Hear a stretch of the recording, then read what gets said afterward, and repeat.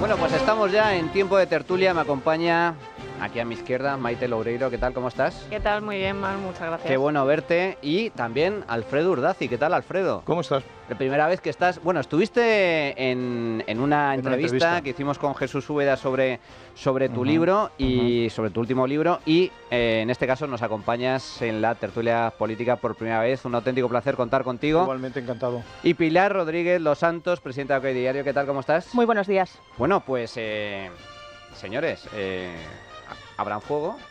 El tema está claro. Ayer, intento de declaración, que finalmente no pudo ser posible, se ha pospuesto para dentro de 2 semanas, de la amada mujer del presidente, Begoña Gómez. Todo un despliegue de policía, de medios, lecheras en medio de la Castellana, en Plaza de Castilla, a los periodistas los mandaron a 300 metros, helicóptero, drones. Dios mío, eso parecía el despliegue para la visita de un jefe de Estado.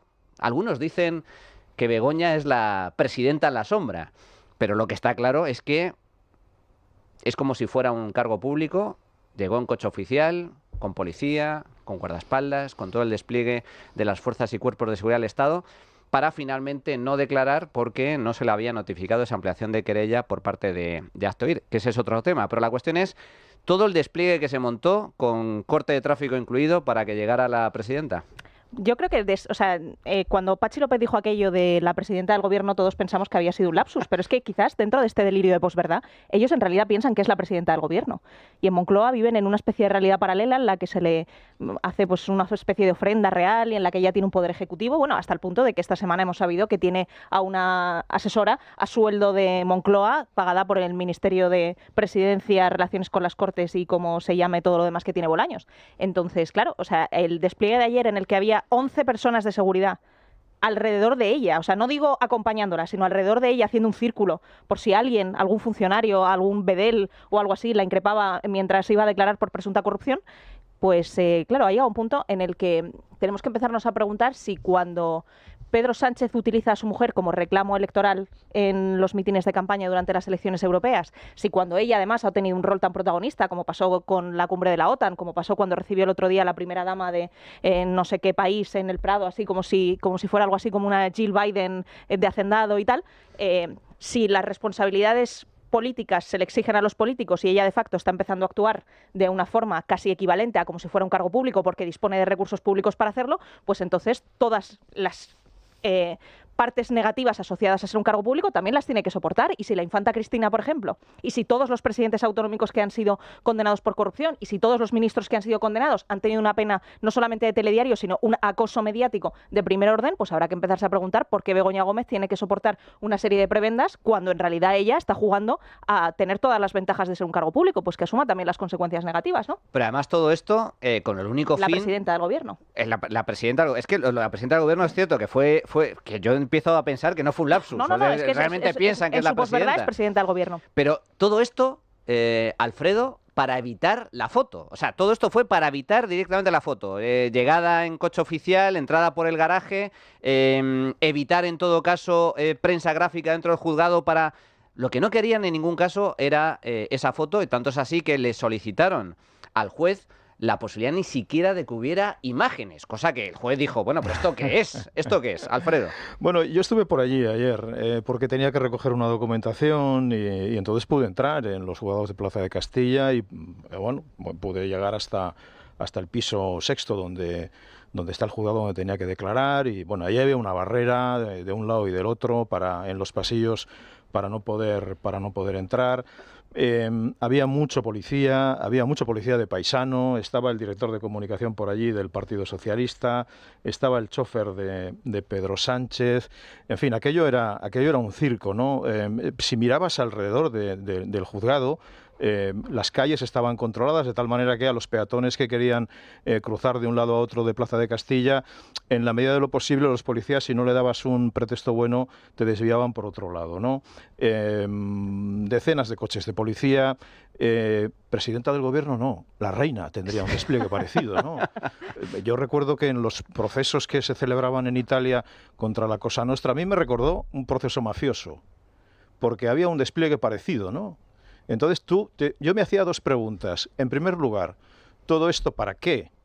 Todo esto por la seguridad de ella. ¿Quién le amenaza a Begoña Gómez? ¿Quién amenaza a Begoña Gómez? La prensa. La prensa amenaza a Begoña Gómez. ¿Por qué? Porque El Código Penal. para evitar efectivamente, como decías, una fotografía, para evitar algo que es inevitable, que lo hemos tenido ahora, porque ya, bueno, pues allí había gente que con los móviles pudieron captar el momento en el que abandonaba el juzgado. Lo tendremos el 19 de julio cuando vuelva otra vez a declarar. En fin, todo esto para qué. Y la segunda pregunta ya me la hago como ciudadano de a pie, que se la puede hacer cualquiera, ¿no? Hay muchas más preguntas, pero es ¿quién paga esto? ¿Quién paga esto? Esto lo pagamos para una ciudadana que no tiene cargo público, por mucho que se empeñen en La Sexta o en esa lumbrera intelectual que es Patxi López en llamarla presidenta. Es una persona que no tiene cargo público. Hemos visto alguna vez un despliegue similar cuando han declarado ante el Supremo Felipe González, cuando ha declarado ante algún tribunal Mariano Rajoy, cuando alguien con cargo público ha estado ante un tribunal y ha sido grabado mientras declaraba. ¿Hemos visto algo así? No lo hemos visto nunca. A mí lo que me sorprende, y Maite, te doy paso, lo que me sorprende es este despliegue, efectivamente, hasta qué punto está justificado y hasta qué punto es legítimo. Porque, insisto, es decir, Begoña Gómez es una particular, no tiene ningún tipo de cargo público. ¿Puede utilizar de forma tan bochornosa recursos públicos con ese despliegue? Una cosa es que, por una cuestión de seguridad, es lógico que la mujer del presidente lleve guardaespaldas, esté protegida por el Ministerio de Interior, porque, oye, es la mujer del presidente, vive en la Moncloa, pero de ahí a un despliegue de estas características no había ninguna amenaza de atentado. O sea, Begoña Gómez no está amenazada ni corre el riesgo de sufrir ningún tipo de atentado.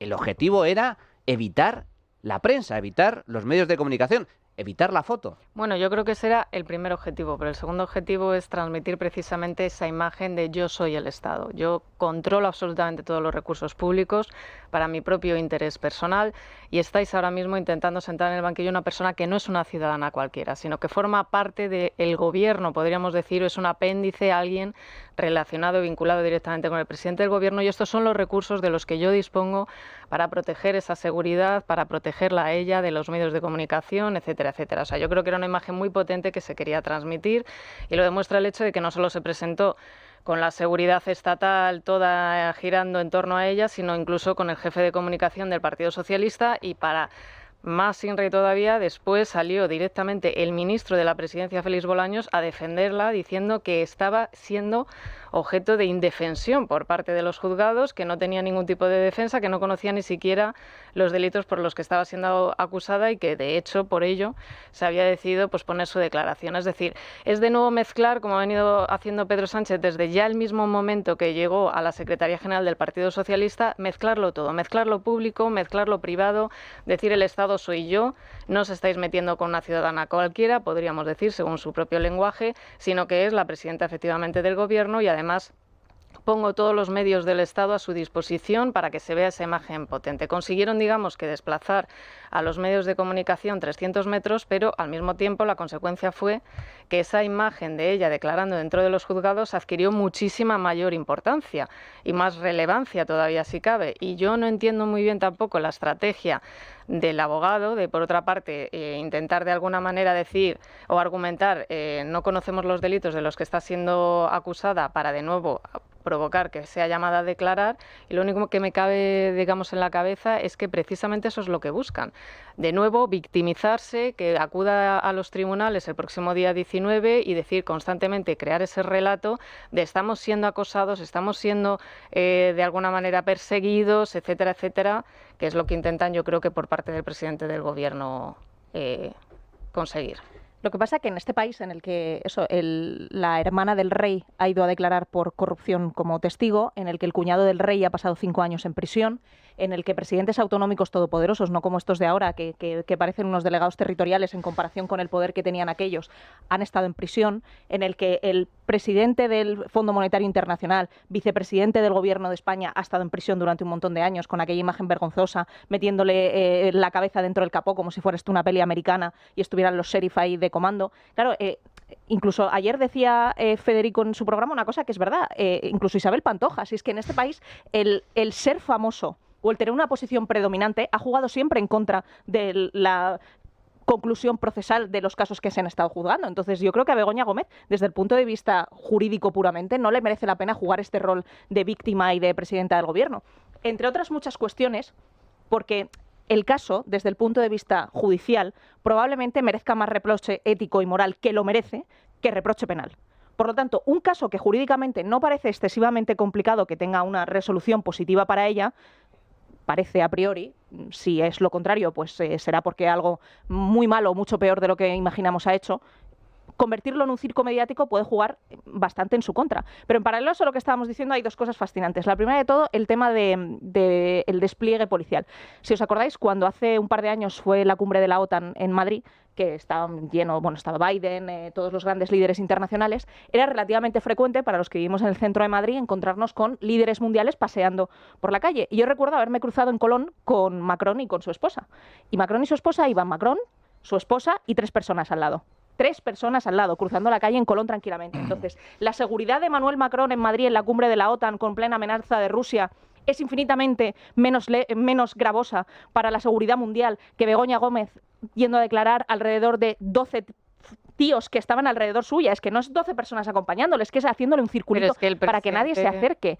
Y luego, además de todo el despliegue policial, pero luego ya el punto fantástico de todo esto es el absoluto ridículo que hicieron ayer todos los ministros en el momento prietas las filas, que aprendieron la lección de los 5 días de reflexión, en la que hubo un calendario en el que uno a uno tenía una página de a ver quién es el que ha tenido el grado de adhesión más fiel al líder, y que el que se haya borrado un poco del lado, entonces ya va a dejar de salir en la foto, porque parece que hay una crisis de gobierno en ciernes ahora, y el que no sea leal a la presidenta del gobierno, a la calle. Entonces, esto, o sea, es que es de un grado de norcoreanismo tan sumamente bochornoso que es que a ellos les debería dar un poquito de vergüenza, ¿no? O sea, por aquello de decir, oye, voy a mantener un poco la dignidad por si acaso el futuro de España me depara algo, porque dentro de no mucho verán estas imágenes y Félix Bolaños y toda la ristra, Marlaska y toda la ristra de impresentables que estaban ayer haciendo una defensa férrea de una cuestión particular de la mujer del presidente del gobierno, pues en algún momento dado les dará un poco de vergüenza.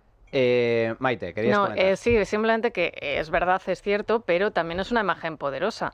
Es decir, para la persona que no esté, digamos, en el día a día y en las minucias y conozca si la prensa estaba aquí o allá, que es decir, que no forme parte de los medios de comunicación o del entorno político, esa imagen es poderosísima. Es decir, estamos hablando de un despliegue sin precedentes para simplemente la declaración de una persona, y es algo que ya hemos visto que estaba haciendo el propio presidente del gobierno, rodeándose permanentemente de cada vez mayor número de guardaespaldas, mayor número de policía. Cada vez que va a algún sitio se le ve completamente blindado por todo tipo de vehículos, cada vez mayor número. Es decir, que es una imagen que también quieren transmitir, pues como hemos comparado en muchas ocasiones el gobierno con los Kirchner, es una imagen que se quiere transmitir de poder absoluto, de control de los recursos estatales a mi disposición, y yo no soy una persona cualquiera. Es decir, hemos pasado del argumento del Partido Socialista de es una ciudadana más a decir directamente, no, esto no es una persona cualquiera, no es una ciudadana cualquiera, estamos hablando de la mujer del presidente, y lo vamos a hacer constatar, lo vamos a hacer patente y vamos a demostrar hasta qué punto nosotros disponemos de los recursos estatales para nuestros propios intereses. Pero ¿en qué sentido? O sea, a mí lo que me sorprende es, ¿esto realmente les puede beneficiar políticamente? Porque la imagen, de verdad, o sea, es que es aberrante. Es decir, es ver a la mujer del presidente entrando como si fuera, como bien comentas, Alfredo, la reina de España, cortando calles de forma absolutamente innecesaria.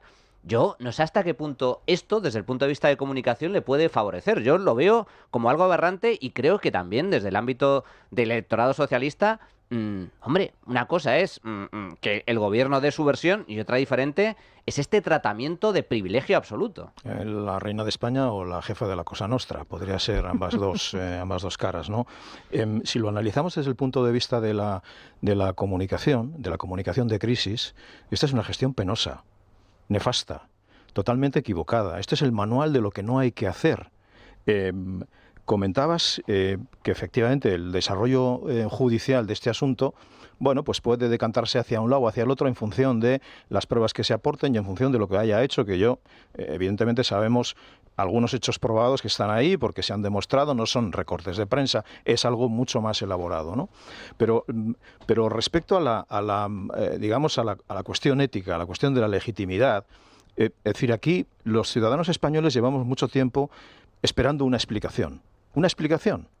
Y ayer, por ejemplo, podía ser un momento perfecto para haber dado alguna explicación, ¿no? Ante toda la prensa que estaba congregada allí, tú tienes que explicar lo que está ocurriendo, lo que has hecho desde la presidencia del gobierno. Luego viene el rector de la Complutense y dice, no, a mí me llamó Begoña Gómez para que fuera a su casa, al Palacio de la Moncloa, a hablar sobre la cátedra. Quiero decir, alguien investido de un poder omnímodo llama a un lacayo, que es el rector de la Complutense, para que venga a postrarse ante mí en mi despacho y yo le voy a explicar lo que va a hacer con la cátedra. Y le voy a decir que yo, aunque no tengo titulación académica, voy a ser directora de una cátedra. Y el rector de la Complutense reconoce en el interrogatorio de ayer, ante las preguntas, en las respuestas dice, es la primera vez y única que se ha transigido con que alguien que no tiene titulación universitaria sea directora de una cátedra, ¿no? Es decir, desde el punto de la comunicación de crisis, nefasto. Pero es que ayer se produjo otro hecho. Me imagino que yo no soy futbolero, pero hay partidos que no me pierdo. Yo el partido de ayer no me lo perdí, era un España-Alemania, era algo más que un partido de fútbol, ¿no? Era un duelo en la cumbre. Claro, la sorpresa que nos llevamos cuando en el intermedio comparece Su Majestad Pedro Sánchez para hablar solamente de fútbol. Digo, qué oportunidad perdida por parte del que le hacía las preguntas, de preguntarle, oiga, ¿cómo han vivido el día de hoy en casa? Porque hoy ha sido un día movidito, ¿no? ¿Qué tal? ¿Qué le ha comentado su señora sobre su comparecencia en el juzgado 41 de Plaza de Castilla? No sé cómo lo ven, ¿qué le parece? No le preguntó nada, pero es que él tampoco aprovechó ese momento para explicar nada, ¿no? Simplemente se dedicó a intentar ponerse la medalla de ese partido que en ese momento estaba en una situación igualada, pero que finalmente ganamos en un final agónico y completamente épico, ¿no? Me parecía una oportunidad perdida. Quiero decir que las crisis se atajan explicando las cosas y aquí hay que explicar mucho a los españoles y probablemente habrá que explicar algunas cosas que tendrán una derivada judicial o jurídica y habrá que explicar otras, bueno, pues que requieren un comentario, ¿no? Es decir, ¿por qué la mujer del presidente se aprovechó de su posición, de la posición de su marido, para hacer negocios desde la Moncloa? Es la primera vez que ha ocurrido y merecemos una explicación. Aquí es la primera vez que ha ocurrido, es la primera vez que la mujer de un presidente del gobierno en democracia, y no en democracia, es la primera vez en la historia que la mujer de un presidente está siendo investigada por dos delitos que, oye, son dos delitos muy graves: tráfico de influencias y corrupción en los negocios. Me pareció muy paradigmática ayer la declaración, en este caso sí declaró el rector de la Universidad Complutense, porque efectivamente acudió a Moncloa a hablar de la cátedra. ¿A qué va el rector de una universidad pública a hablar de una cátedra con una persona que no está titulada, que no tiene título universitario para poder ejercer como directora de cátedra, a hablar sobre la cátedra de una particular? ¡De una particular! Oye, que la llama al presidente del gobierno, pues oiga, el presidente del gobierno es el presidente del gobierno, y si te llama, pues acudes raudo y veloz. Pero la mujer del presidente, claro, luego no extraña que algunas multinacionales, ¿verdad?, a requerimiento también de la mujer del presidente, le hicieran una herramienta web gratuita que les costó cerca de 200.000 euros. ¿Por qué? ¿Por ser Begoña Gómez particular o por ser Begoña Gómez presidenta del gobierno? Yo no sé en qué acabará este proceso. Yo coincido con lo que comentas, Alfredo, que hay visos de que quede en nada, pues es muy difícil demostrar el tráfico de influencias, aunque el tema de la universidad es bastante particular, especialmente desde que se ha conocido que montó una empresa y puso y se apropió, entre comillas, de una herramienta que era de la propia universidad. Hemos conocido también esta semana que la mujer del presidente contaba con una asesora de Moncloa que se dedicaba, entre otras cosas, a cuestiones personales de la propia Begoña Gómez, que también me parece hasta cierto punto condenable desde el punto de vista ético, no sé si desde el punto de vista legal, pero sí desde el punto de vista ético. La cuestión es que hay una serie de escándalos que desde el punto de vista, desde el punto de vista ético son absolutamente intolerables, y sobre ese tipo de cuestiones no se ha dado ningún tipo de explicación. Y esto en cualquier otro país sería condenado pública y políticamente, hasta tal punto de que hemos conocido muchos casos en donde se han producido dimisiones por cosas muchísimo menores.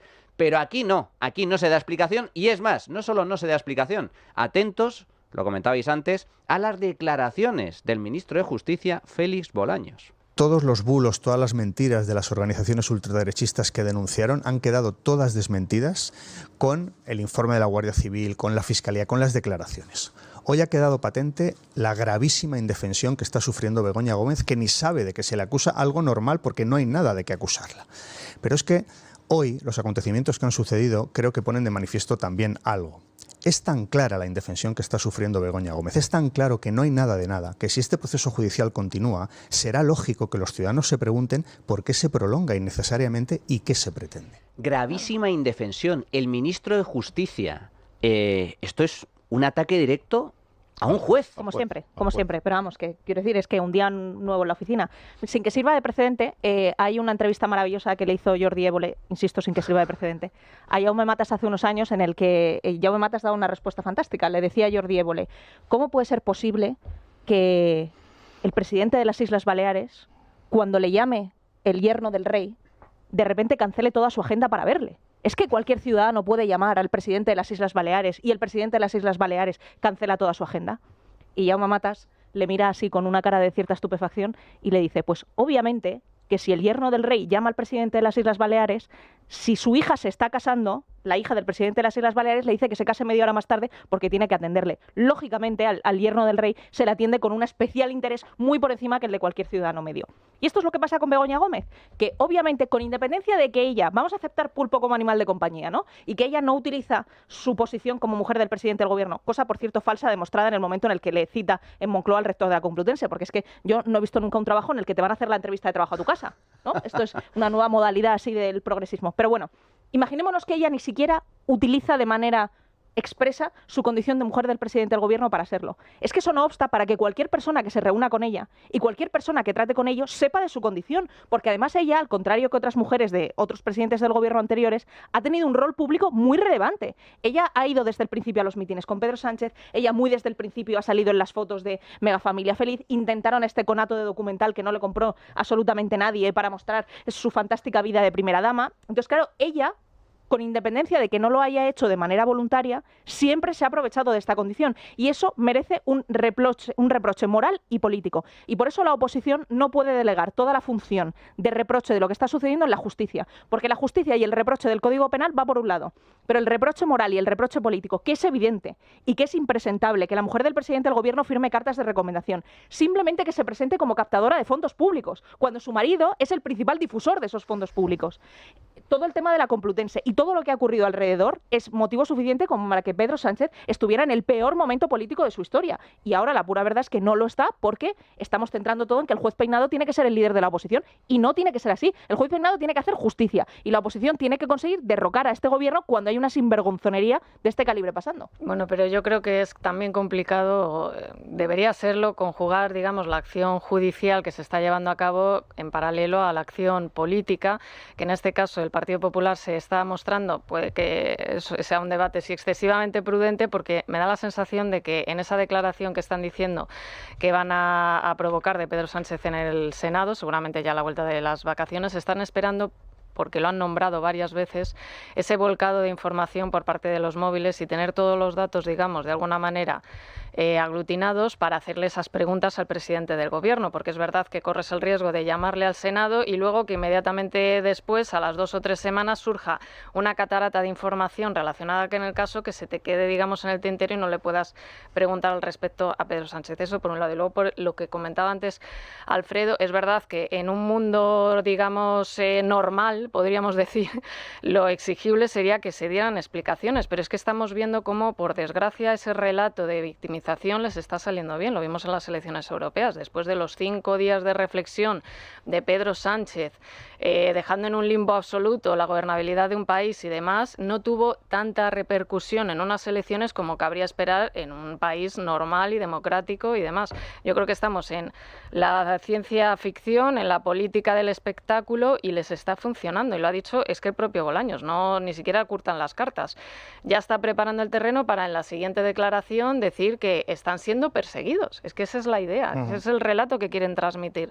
Victimizarse para no tener que dar precisamente explicaciones, es decir, enterrar todo este asunto permanentemente con esa política de agrandarlo todo, de hacer que explote mediáticamente para que al final te apabullen tantos datos y no sepas ni en qué punto de la instrucción estás ni en qué situación del caso. Ya nos hemos perdido, incluso los que seguimos diariamente la información, sobre tanta catarata de datos y de información en los que está vinculada Begoña Gómez. Es que ya no sabemos ni en qué punto nos encontramos ahora mismo, y yo creo que esa es la estrategia, como cuando en los abogados te entierran en papeles para que no puedas ni reaccionar. Pues esa es la idea, y sobre todo me da la sensación de que de cara a su electorado les está saliendo bien, porque vivimos en el momento en el que todo es a través de redes sociales, un tuit instantáneo, todo se olvida al día siguiente, y en ese sentido el Partido Socialista, de cara a los suyos estratégicamente, parece que lo está haciendo bien a tener de las elecciones, vamos, no lo sé. Bueno, solo hay que ver en la plena campaña de las elecciones europeas, en algún acto público, hablando de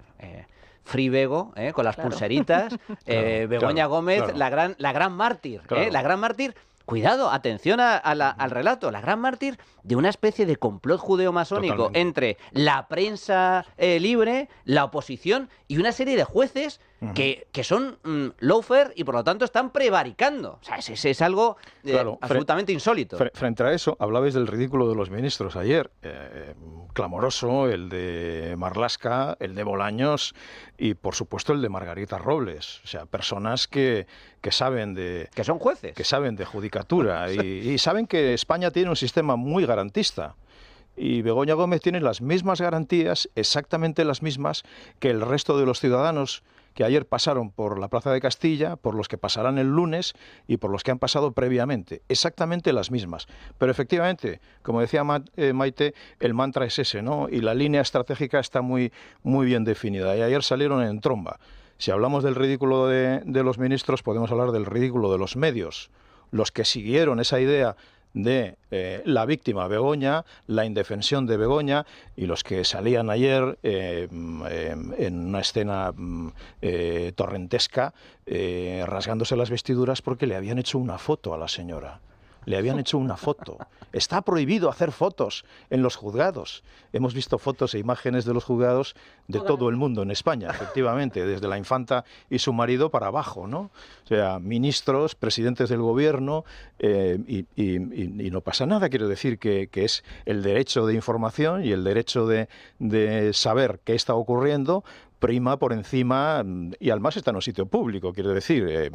Entonces, ver esas escenas de periodistas en directo diciendo que había que perseguir y meter en la cárcel a los que han hecho una foto, me parecía efectivamente, es decir, cada vez más ética, estéticamente y políticamente esto se parece a un régimen peronista. De hecho, ya está en el horno, pendiente de salir, ese proyecto de ley de censura precisamente para callar a los medios críticos, y en un par de semanas lo veremos anunciado y presentado por el Gobierno y aprobado en el Consejo de Ministros. Las declaraciones que hizo el otro día Pedro Sánchez en la SER, en la que contaba un poco de qué era lo que iba a ocurrir, tuvo un conato que a mí me apasionó, que decía, es que hay muchos medios de comunicación que no tienen apenas lectores y que viven solo de fondos públicos. Fascinante, es verdad. Empezando por los suyos. Esto ocurre de verdad, efectivamente, los suyos. No sé, yo no tengo ni idea de cuántos tienen los demás. Mi medio de comunicación tiene 26 millones de usuarios únicos al mes. No sé. Y si apenas tienen lectores, ¿por qué les preocupan? Exacto, esa es buena, una buena reflexión. Sobre el papel de la prensa, y especialmente me interesa mucho la no declaración, porque cuidado, que yo aquí me temo lo peor, estoy viendo ya una clara estrategia por parte del Gobierno para desprestigiar e intentar sacarse de encima al juez Peinado. Hacemos una pequeña pausa y regresamos. Bueno, estamos de regreso en este tiempo de tertulia política. Estamos comentando digamos, todo lo que ha rodeado, dantesco, absolutamente aberrante, esa llegada en comitiva oficial, rodeada de policías nacionales, barras en las calles, vallas en las calles, calles cortadas. Pero luego está lo que pasó dentro del juzgado. Lo que pasó dentro del juzgado fue que no hubo declaración. Y no hubo declaración porque a la defensa de Begoña Gómez no le llegó la notificación del juzgado con la ampliación de la querella por parte de Hazte Oír. Por lo tanto, lógicamente, pues había dos opciones: o que se leyera en ese momento los 200 folios presentados con las distintas informaciones donde se argumentaba los indicios que apuntan a esos delitos cometidos, presuntos delitos cometidos por Begoña Gómez, cosa que no daba tiempo, o suspender la declaración y citarla más adelante. Eso fue lo que hizo el juez Peinado. Dijo, bueno, pues muy bien, no le llegó la notificación, pues dentro de 2 semanas, el 19 de julio, vuelve usted por aquí y hablamos. Pero esto ha sido tomado por el gobierno y es algo que me preocupa, porque yo creo que aquí veo una clara estrategia por parte del Ejecutivo para atacar directamente al juez Peinado hablando de indefensión. Oiga, es que no se le notificó la querella. Bueno, los juzgados en este país funcionan tan rematadamente mal desde hace tantísimo tiempo que ese es el menor de los problemas, que no te llegue una notificación.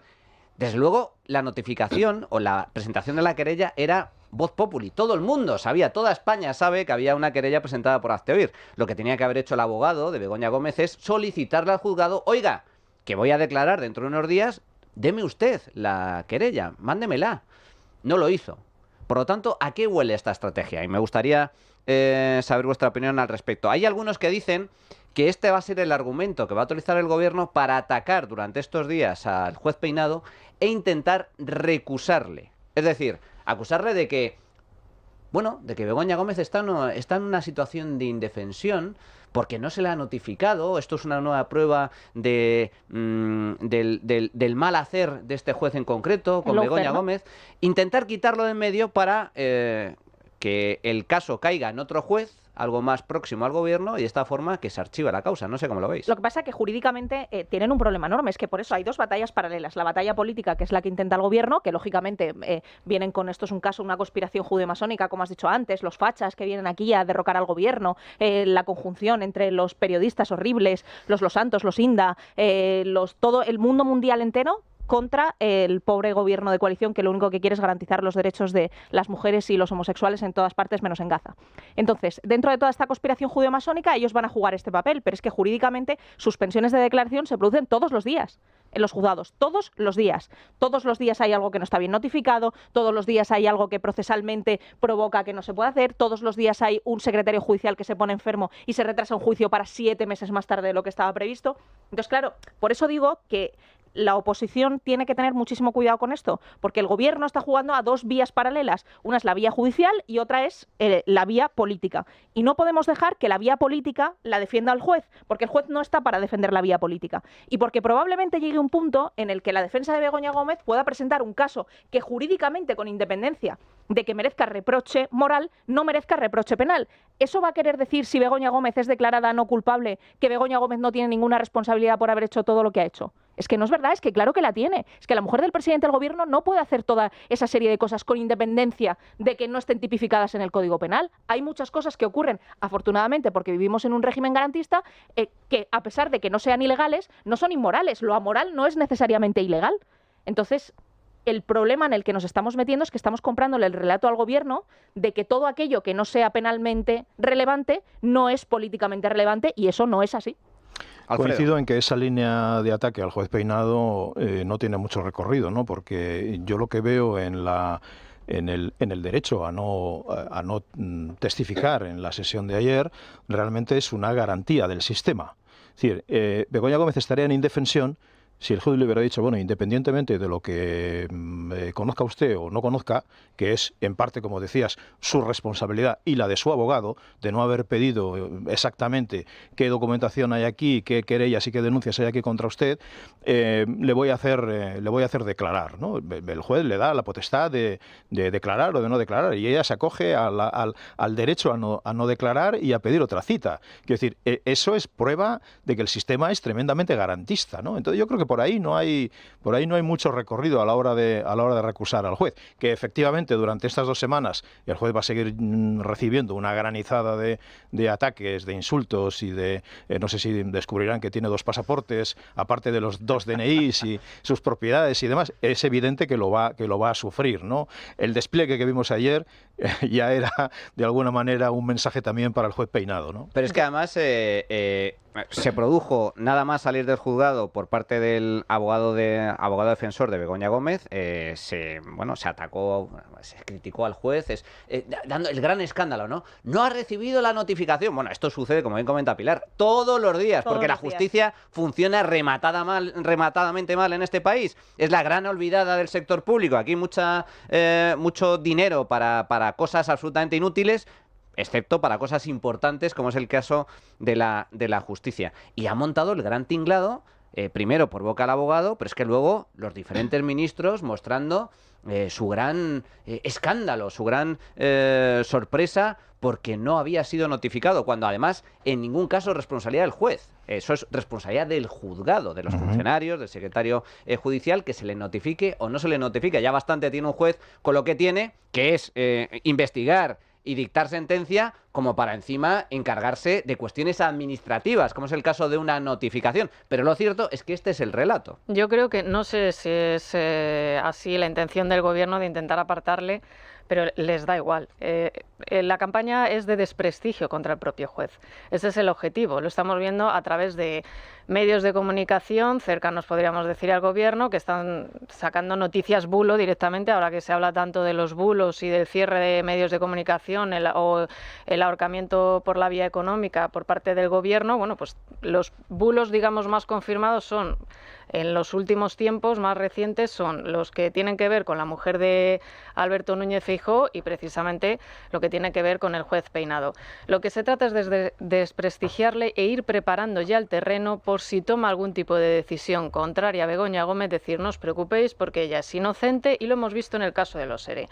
A mí no me parece casual que expusieran al mismo tiempo a Begoña Gómez en un mitin a la vez que a Magdalena Álvarez, condenada ya por el caso de los ERE. Lo he venido diciendo, digo, yo es que creo que están ya preparando la idea de lo que puede venir. Es decir, bueno, si hay condena, en caso de que se produzca, el juez Peinado forma parte de la fachosfera, de la ultraderecha, etcétera. Lo que están diciendo, ese muro de separación, de si estás contra mí, formas parte del enemigo y del malo. Y es lo que están intentando, preparar ya de alguna manera la idea a la sociedad para que cuando se produzca algún tipo de decisión judicial quede anulada por completo, desprestigiarla y decir todo lo que está en contra de mí, del Partido Socialista, es porque el Estado me persigue. Pues tú lo has puesto encima de la mesa, Maite, el caso de los ERE. Cambiamos de tercio porque es absolutamente alarmante. Esto es como la película de Men in Black, de los hombres de negro, con Will Smith, etcétera, que tenían ese aparatito, ¿verdad? Ese aparatito en el que el ciudadano, el medio norteamericano veía al extraterrestre, de repente llegaban los hombres de negro y le borraban la memoria. Aquí no ha pasado nada. ¿Qué es eso? El caso de los ERE. El caso de los ERE es un cuento que se ha inventado el Partido Popular para lograr la Junta de Andalucía, para lograr gobernar de forma ilegítima y quitarle el gobierno al Partido Socialista. El Tribunal Constitucional le ha borrado por completo los delitos de malversación, o casi por completo, malversación y prevaricación a los altos cargos condenados, altos cargos socialistas condenados por el caso de los ERE, que recordemos es el mayor caso de corrupción de la historia de este país. 680 millones de euros defraudados, desviados de dinero público hacia cosas que no estaban contempladas en la ley, que eran ilegales según sentenciaron tanto la Audiencia Provincial de Sevilla como el Tribunal Supremo. Pues bien, el Tribunal Constitucional llega, revisa, reinterpreta las sentencias, cosa que no es competencia del Tribunal Constitucional, y dice que no, que aquí se ha interpretado mal la ley y que no pasa nada. Y esta es la interpretación que hace el Gobierno al respecto. Hay que recordar que el Partido Popular hinchó el tema de los ERE, a sabiendas de que este tema era falso. O sea que la sentencia del Tribunal Constitucional, que lo que plantea es la tesis de que no hubo en ningún caso esa trama, esa conspiración desde el gobierno, desde el Partido Socialista, para generar un procedimiento ilegal de ayudas, que no existió eso, que lo dice una sentencia y que por tanto su teoría de los 680 millones defraudados es falso. Que no existió, Pilar, que aquí no hubo robo de ningún tipo. No, es que lo de robar dinero de los parados para prostitutas y cocaína, eso nos lo hemos inventado todos, ¿sabes? Ocurrió un día que de repente a algún facha se le ocurrió y dijo en plan de esto, un rojo ahí robando dinero para coca. Y entonces ya todos lo repetimos como mantra. Esto es que es absurdo. Pero de todas formas, paradójicamente yo me alegro mucho de que estemos en este punto, porque esto quiere decir que el gobierno es consciente del daño que le hacen los indultos. Porque esta vía a la que está recurriendo, que es la vía de que el Tribunal Constitucional le haga el trabajo sucio, porque esto de facto son unos indultos encubiertos, lo está haciendo porque es consciente que los indultos a los golpistas tuvieron un efecto clarísimo electoral en las elecciones del 28 de mayo, que luego fue completamente dilapidado por las elecciones del 23 de julio y lo que pasó en medio, que ya entraremos otro día en eso. Pero la pura verdad es que el 28 de mayo España entera dio un vuelco electoral absolutamente incomparable, en parte y en gran medida, por la política de indultos del gobierno, en este caso con los golpistas. Y siendo manifiestamente conscientes que ganar el relato de los ERE es una cosa complicadísima, porque eso es que hay una evidencia tan sumamente palmaria como que robaban dinero de los parados para prostitutas y cocaína. Entonces, es que eso es profundamente ilevantable y que los esfuerzos titánicos del gobierno por hacer una batalla del relato en su posverdad son absurdos, porque todos los españoles lo saben. De la misma forma que en el imaginario colectivo de la corrupción los trajes de Camps son ilevantables y cuando todo el mundo piensa en la corrupción del Partido Popular, con independencia de que haya otras cosas que sean más graves, todo el mundo piensa en los trajes de Camps y en el Luis C. Fuerte, y eso ya es imposible de cambiar en el imaginario colectivo. Respecto a la corrupción socialista, esto no se va a levantar de ninguna forma. Entonces, esta forma de retorcer las instituciones del Estado, apelando a un tribunal que ni siquiera forma parte del Poder Judicial, porque esto es muy importante, es que el Tribunal Constitucional no es un tribunal jurídico, es que la máxima instancia judicial es el Tribunal Supremo. Entonces, esto que se está haciendo es de un retorcimiento de tal calibre que ya ha llegado a dos puntos. El primero, en el que el gobierno entiende que tiene impunidad total para poder pervertir las instituciones del Estado a su placer, y el segundo, que con independencia de eso, sabe que hacer este tipo de cosas les supone un coste político. Y por eso ya no se atreven a hacerlo ellos, sino pretenden que algo así, como imparcial, como si Conde Pumpido lo fuera, les haga el trabajo sucio. Entonces, sigamos en la línea de machacarles, porque es que les estamos machacando de verdad. Alfredo. Bueno, esto no es algo que no supiéramos, ¿no? Ya el propio gobierno ya lo había anunciado, ¿no? Ya anticipó la decisión sobre Magdalena Álvarez. Eso, el presidente del gobierno tiene capacidades proféticas. Por supuesto, es un taumaturgo, es un adivino, es un mago. Es el puto amo. Entonces, a mí me preocupan dos cosas. En primer lugar, esto ya es doctrina del Constitucional. Es decir, preguntado Cándido Conde Pumpido por estos asuntos, Cándido Conde Pumpido, aludiendo a una cita de un jurista, dice: todo lo que afecta a derechos fundamentales es competencia del Tribunal Constitucional. Quiere decir que todo es competencia del Tribunal Constitucional. Es decir, se arroga la potestad de revisar cualquier sentencia del Supremo. De revisar cualquier sentencia. Es decir, esto es muy grave, ¿eh? Es gravísimo. Es muy grave. No de juzgar otra vez, sino de revisar las sentencias, de corregirlas, de modificarlas, de anularlas, de borrarlas. Con lo cual, esto es de una gravedad tan colosal.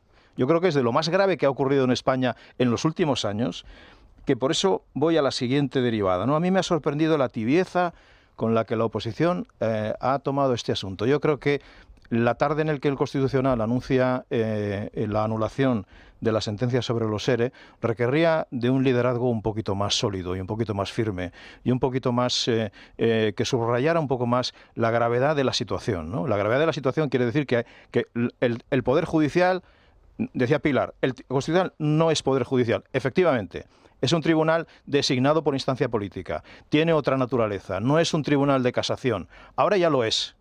Ahora ya se ha modificado la Constitución y ahora el Tribunal Constitucional ya forma parte del sistema judicial, no porque lo diga la Constitución, sino porque lo dice Cándido Conde Pumpido.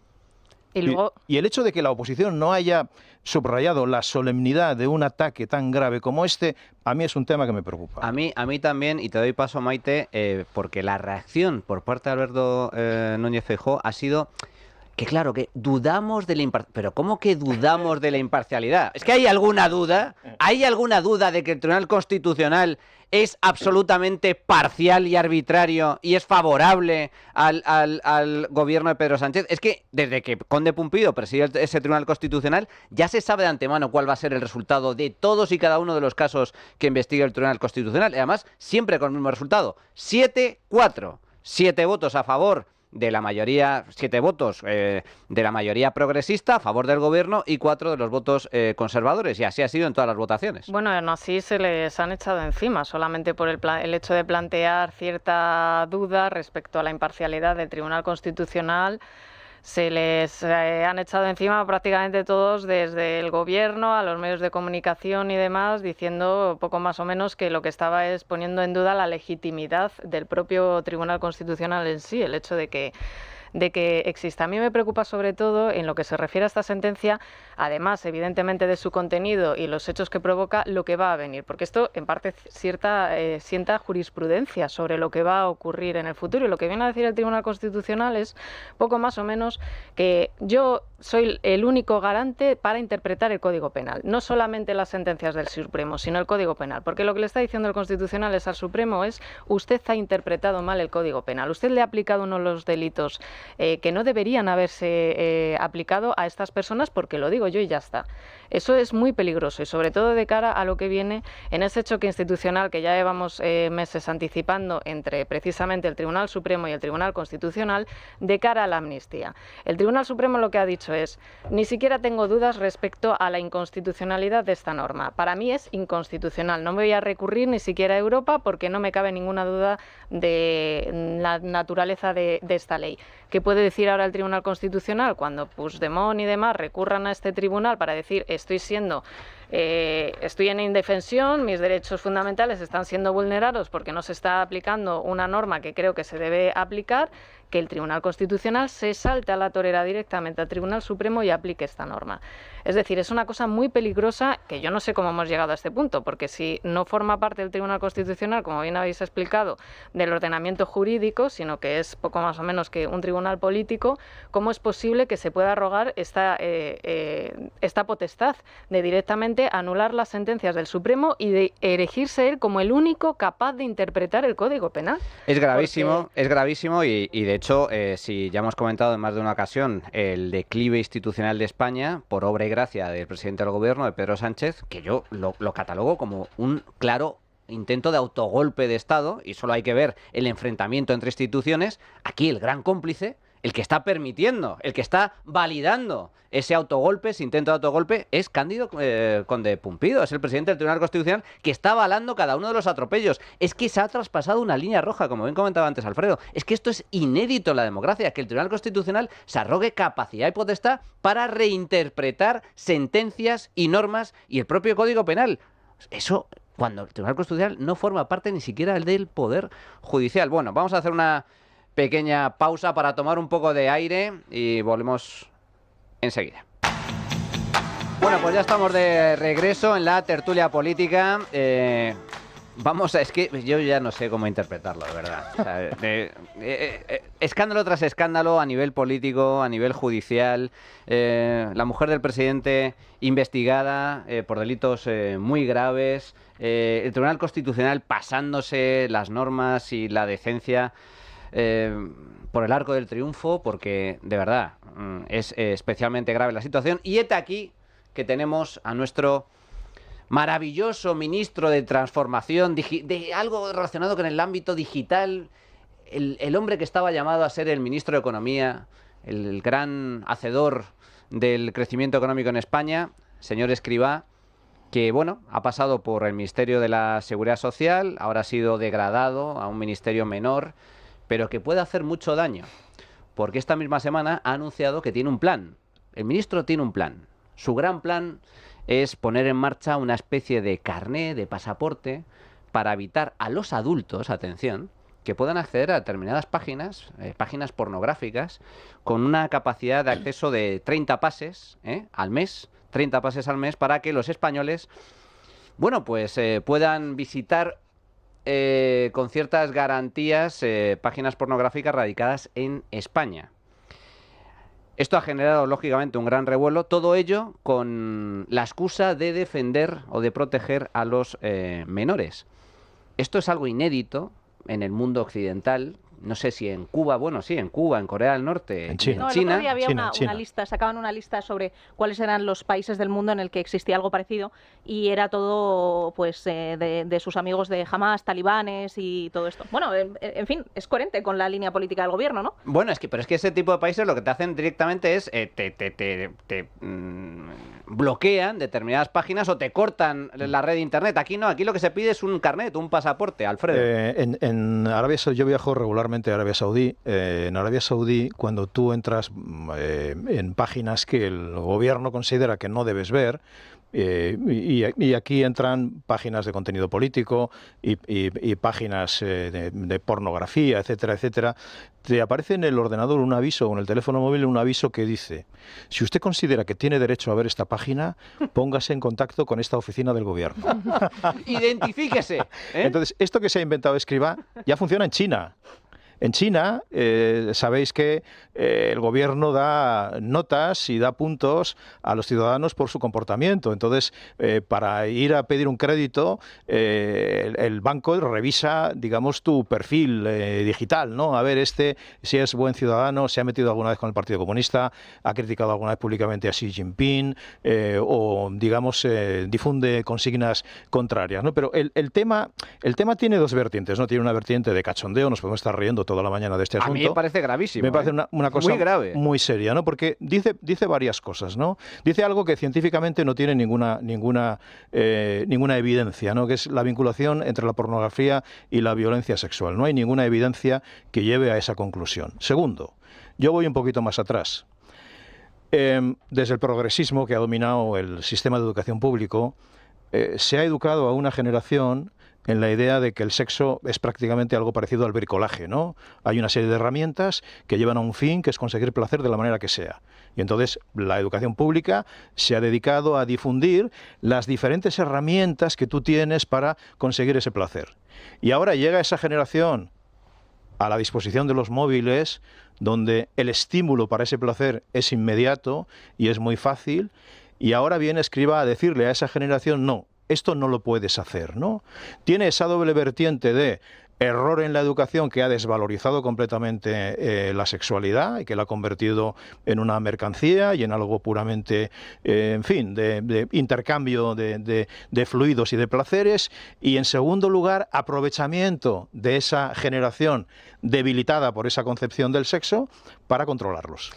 Absoluto moralismo, puritanismo, pero cuidado, algo muy importante, es que aquí estamos hablando de la violación de derechos y libertades fundamentales, porque desde el mismo momento en el que el gobierno te exija identificarte para acceder a determinados contenidos, siendo mayor de edad, ¿qué puede limitar al gobierno para no exigirte un acceso similar a determinadas páginas web que son díscolas o críticas con el gobierno, determinados medios de comunicación, determinadas redes sociales? Es que una vez abierta esa espita, estamos en China, estamos en Venezuela, estamos en Cuba, estamos en Corea del Norte. Esto no sucede, insisto, en ningún país occidental serio, en cualquier democracia liberal, que te tengas que identificar para este tipo de cuestiones.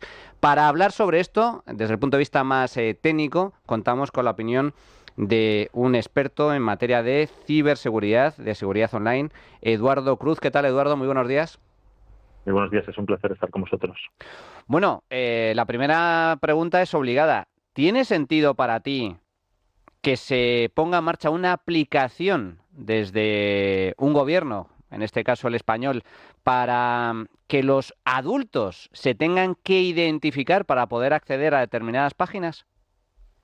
Pues para mí, para nada. Es decir, me parece una medida desmesurada, poco acertada y que, por desgracia, trae consigo muchísimos peligros y riesgo para las libertades individuales y la privacidad de los ciudadanos de nuestro país. ¿Cuáles son esos riesgos, esos peligros desde tu punto de vista?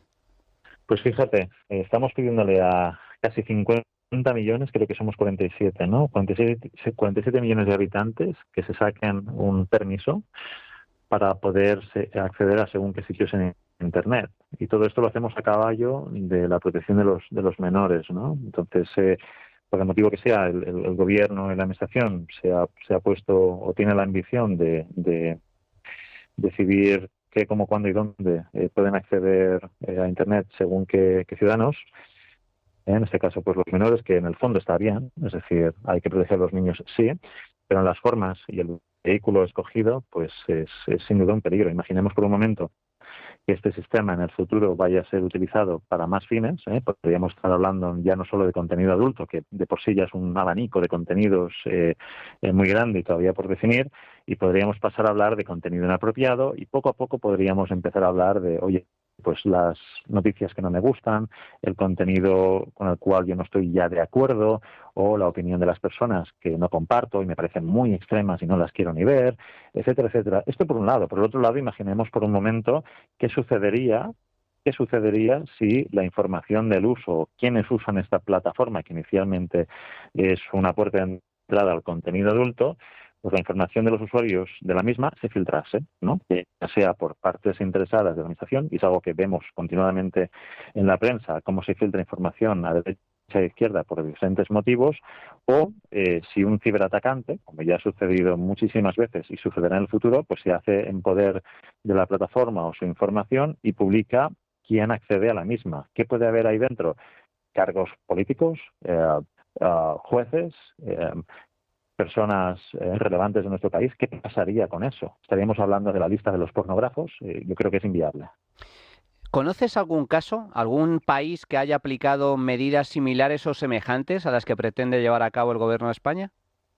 Mira, conozco casos clarísimos y creo que no les van a gustar a nadie. Es decir, si como país occidental, europeo, democrático, etcétera, etcétera, queremos sumarnos a la lista de países que tienen un control exquisito y estricto sobre los usos de Internet, pues creo que no estamos ahí. Luego, pues existen, por ejemplo, en Estados Unidos, algunos estados que tienen un corte mucho más conservador y han decidido que el contenido adulto no se accede, punto, para todos los ciudadanos. Creo que, si no me equivoco, pues Texas tiene una conversación en Estados Unidos muy activa al respecto, y ellos pues son de una visión más binaria, no se accede y se acabó. Y eso no conlleva o no pone en peligro que los ciudadanos tengan que entrar o hacer uso de una plataforma o entrar en una base de datos con el cual se les puede señalar, ¿no? Entonces, a partir de ahí, yo creo que sería una pérdida absoluta para todos si un país como España, de la Unión Europea occidental, avanzado, moderno, democrático, como todo el mundo lo conoce, pues viese que entra en esa lista de países que tienen un control muy, muy estricto o un control avanzado sobre los usos de Internet por parte de sus ciudadanos.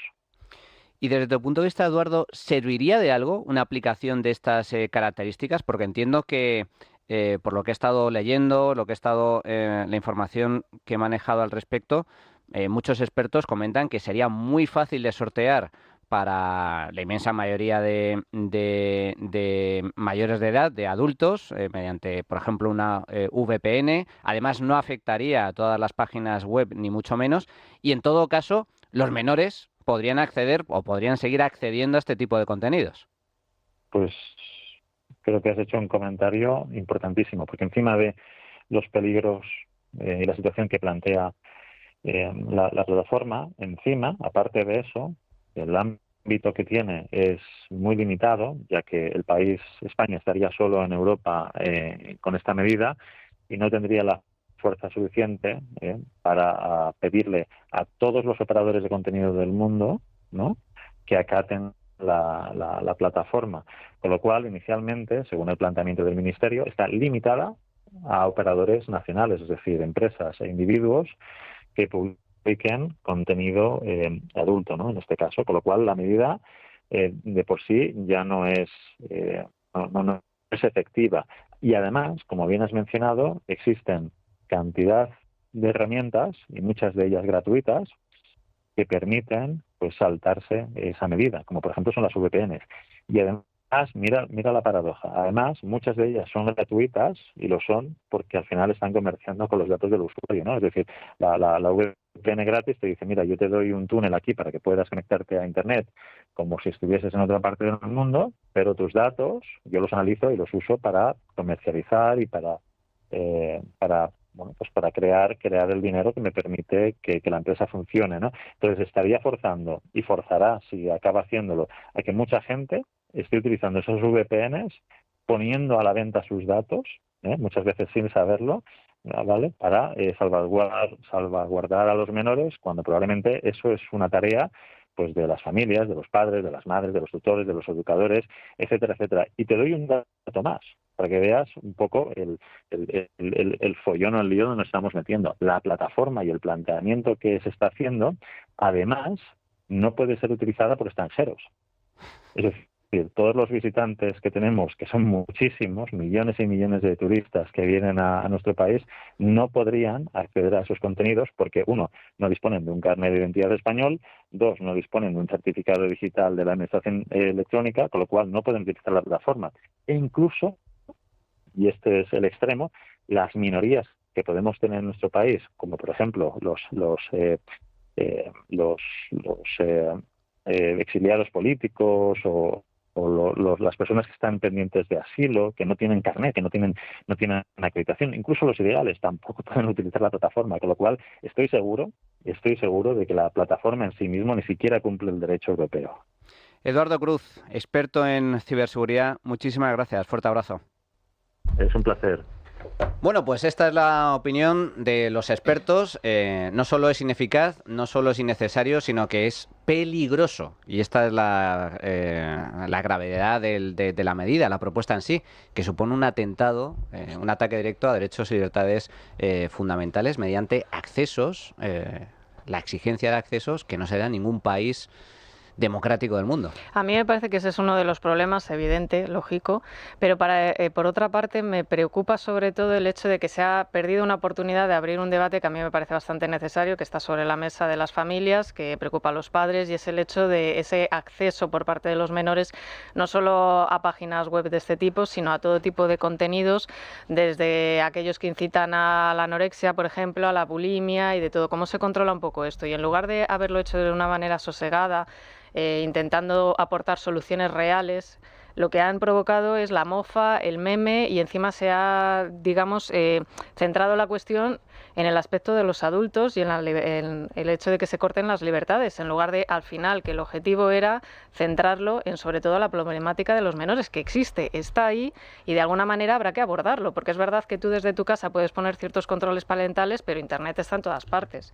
Y ese tipo de contenidos, al menos a nivel educación, hay que intentar informar, lo mismo que en los colegios se habla de sexualidad y se informa a los menores, pues de alguna forma también enseñarles en este tipo de contenidos algún tipo de responsabilidad, y que cuando accedan a ello sepan qué es lo que están accediendo, porque antes Alfredo comentaba que no existen estudios, quizá no los hay, es cierto, de vincular la pornografía con la violencia, pero es verdad que hay un problema, y es el hecho de que los menores actuales de 14, 15 años, si acceden directamente a esa sexualidad solo a través de estas páginas web o de estos contenidos, sí que luego pueden pensar que esa es la forma en la que se trata una pareja y en la que esa violencia entra dentro de la sexualidad. Y sí que eso es un problema que habría que intentar abordar y atajar. Lo que pasa es que con este gobierno estamos viendo que es todo un despropósito y que cualquier tipo de problema lo agravan en lugar de intentar buscar soluciones. Pilar. Lo que pasa es que si entramos dentro de este debate también habrá que entrar también en determinadas series de televisión o de plataformas. Estoy pensando, por ejemplo, en la que consumen la inmensa mayoría de adolescentes, como es Élite, en la que hay cuestiones mucho peores que cualquier película pornográfica. Y no digo por la sordidez del término, sino por el tipo de relaciones que tienen, por el consumo de drogas desde los 13 años. Entonces, claro, el problema de esto es que en un mundo tan sumamente globalizado, poner puertas al campo es profundamente, no solamente difícil, sino que además lleva a lo que está ocurriendo ahora, que es que acabas con medidas del gobierno que son, además de profundamente puritanas por la cuestión de los adultos, no tanto por la de los menores, además de profundamente liberticidas, sobre todo lo peor para el gobierno, que es la única esperanza por la que esto no va a ocurrir, que es profundamente ridículo.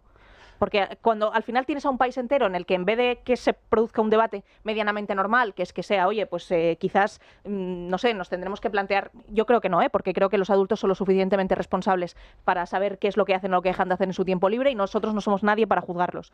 Pero en paralelo a eso, que por lo menos se plantee un debate sobre los términos en los que lo estás planteando, y este no es el debate que está viendo. El debate que está viendo son los memes, las caracterizaciones y a ver qué tipo de pornografía consume Félix Bolaños. Que insisto, o sea, es que es algo que no queremos saber nunca jamás. O sea, aunque nos den esa información de manera gratuita, no queremos saber qué hace Pedro Sánchez en su intimidad. Y luego además con una cuestión muy problemática, que es que, o sea, cada uno en la intimidad de su hogar que haga lo que quiera y que consuma lo que quiera. Pero es que el gobierno disponga de esa información para poder chantajearlo, como decía antes Manuel, o sea, en un país en el que se hackea la web de la DGT cada 2 minutos, es que claro, es que es una obviedad absoluta que dentro de nada vamos a tener una lista de, a ver, asiáticas, ¿cuántos? Es que es una cosa terrible. Eso es terrible. Además, el argumento que utiliza el gobierno relacionado con el tema de la violencia sexual, ha aumentado la violencia sexual, especialmente entre los jóvenes. No deja de ser paradigmático que el gobierno feminista por antonomasia sea precisamente bajo cuyo mandato está aumentando ese tipo de delincuencia, ese tipo de crímenes, de delitos, pero no tiene, y eso concuerdo totalmente con lo que comenta Alfredo, y hay muchos estudios al respecto, no hay ningún tipo de vinculación con el consumo pornográfico, y sí, sin embargo, está relacionado con la llegada de inmigrantes ilegales.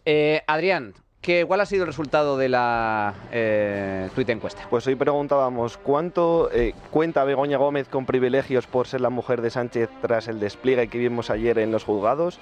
Dábamos 3 opciones: sí y es inaceptable, sí y es lógico, o no, porque todo esto es una exageración. Pues de las encuestas con mayor contundencia, el 95% cree que sí y es inaceptable todos los privilegios de Begoña Gómez, y también nos han dejado esto los oyentes.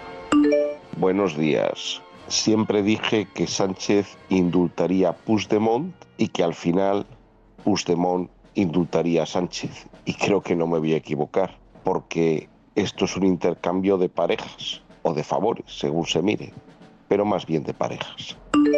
Buenos días, Llamas. Pues yo creo que es más que evidente, ¿no?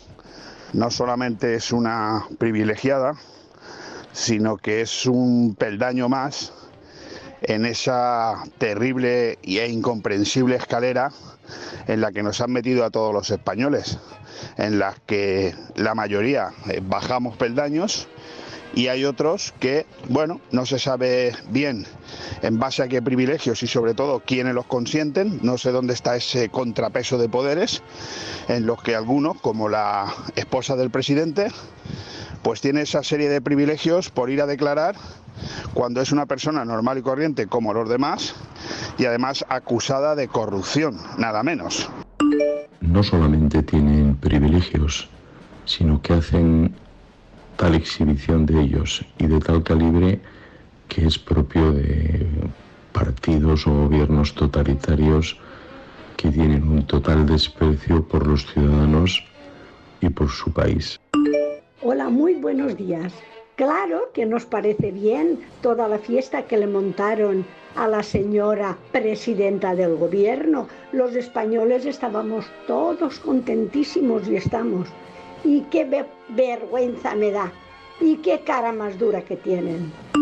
Una nueva burla que tendrá consecuencias para todos los acusadores, pero no para los acusados.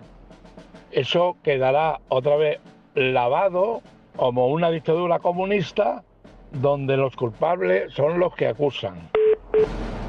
Bueno, pues hasta aquí la opinión de nuestros oyentes, mayoría absolutísima, sí. La inmensa mayoría de nuestros oyentes coinciden en que a Begoña Gómez se le está dando un trato de privilegio absolutamente inaceptable.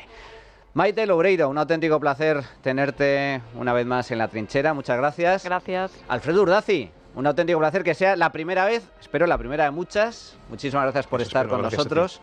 Y Pilar Rodríguez Los Santos. Un placer. Creo que ya no nos vemos hasta la vuelta de vacaciones. Pues te echaré de menos, entonces. Igualmente. Espero que descanses y que cojan mucha fuerza para combatir el socialismo, el rojerío que nos invade. Y a todos ustedes, señores, regresamos, hacemos una pequeña pausa y regresamos con las secciones de los sábados. En este caso, repaso la actualidad económica y luego nos vamos de viaje. La Trinchera de Llamas. Es Radio.